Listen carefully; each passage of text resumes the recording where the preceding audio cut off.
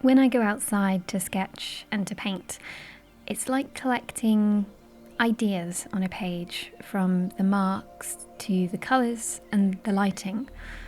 It's not, for me, about the representational aspect of creating whatever it is that I'm looking at on the page. For me, it's about recording my sense of being while I'm outside.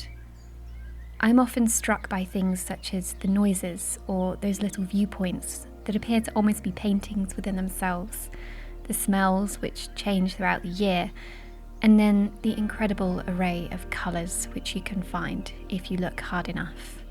These little pockets are all over the country. We just have to look for them and pay a little bit more attention when we're out for those wanders and walks. I like to keep a small sketchbook with me at nearly all times, just so I can record what I'm seeing.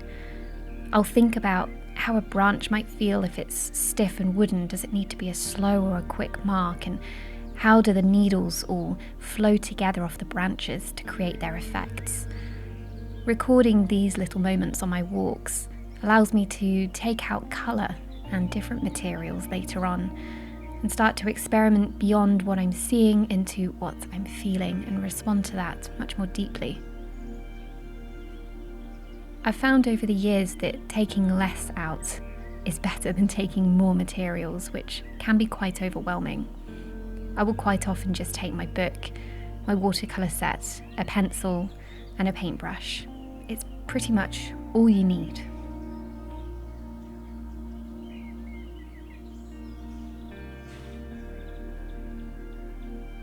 I think the first few marks when you begin painting are the most exciting but also the hardest.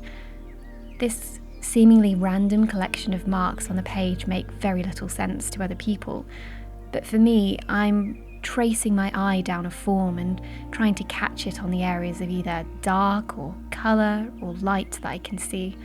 And it's not until a few minutes later, when more marks are joining those on the page and different colours begin to interact, that forms begin to appear out of the surface.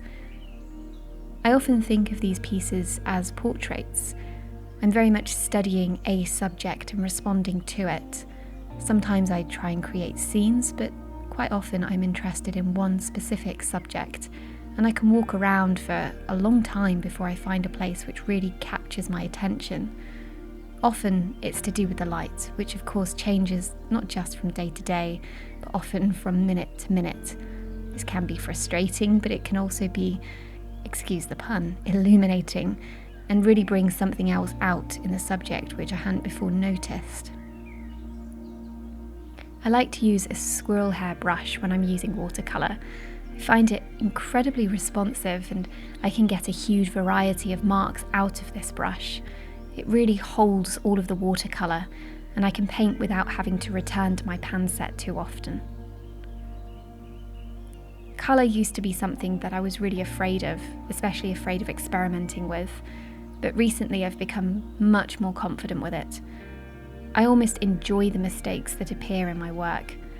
I tend to allow them to sit and sort of marinate there and return to them several days later to have another look, and I will always see something new. I might not always like it, but it means that I can learn from it and bring it into my next piece or a bigger drawing or painting that I'm going to work on in the studio. Sketchbooks are not places to create masterpieces. Sketchbooks are places to explore mark making, explore a medium, explore your subject, and make mistakes. Something I love to do, no matter how big the sketchbook is that I'm taking out, is draw right up to and over the edge. Give the feeling of this huge tree that can't be contained within one space. For me, that allows me to grasp that feeling of trees reaching up far beyond us, into the sky, into the sun. It gives them a sense of life to me.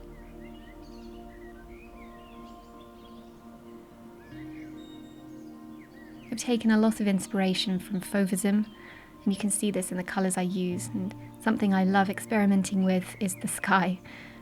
I'll often go for a blue which is completely unreal, too dark, too saturated, but it almost turns my work into flat pattern as we lose the tonal structure.